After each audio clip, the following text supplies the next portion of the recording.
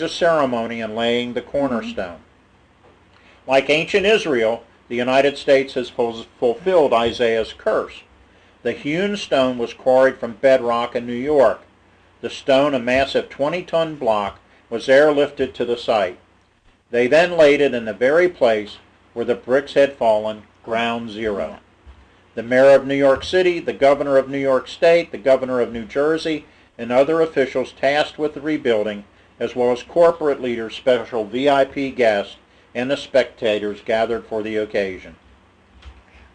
On July 4, 2004, all these leaders and people were focused on a single object, the cornerstone, or gazette, how you say it, stone.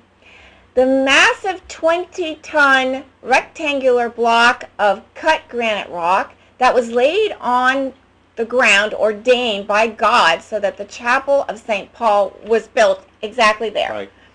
So and Washington, what's important about that is the chapel of St. Paul, after Washington was inaugurated, he and the other leaders of the day went to St. Paul's chapel and dedicated this country to God. They went there as a group and prayed.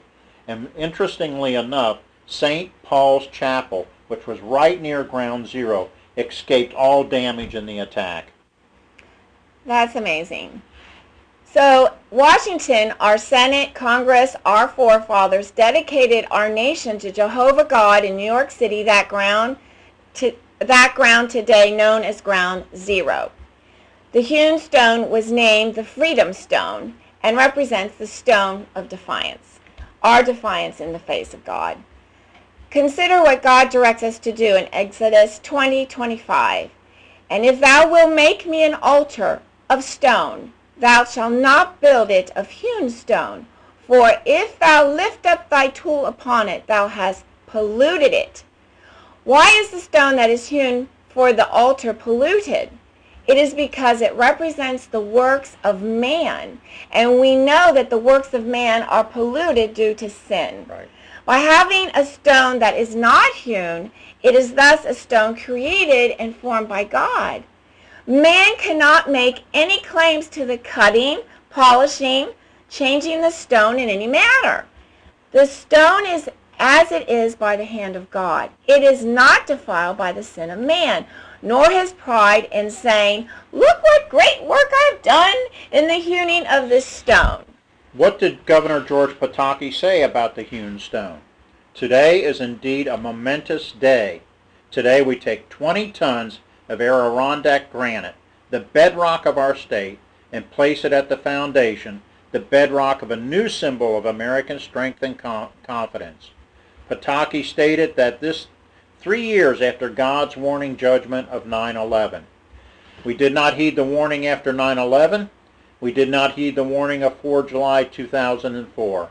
In fact, we are still standing in defiance of God.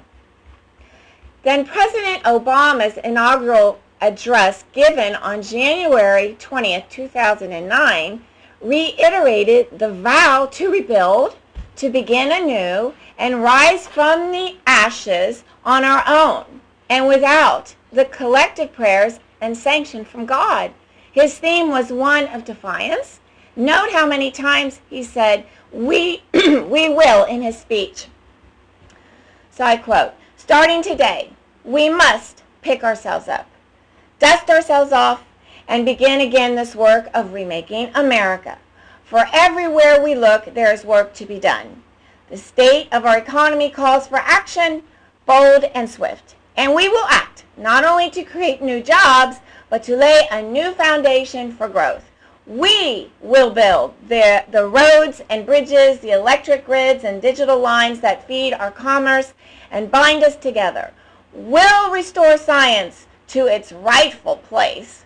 And we will wield technology's wonders to raise healthcare's quality and lower its cost.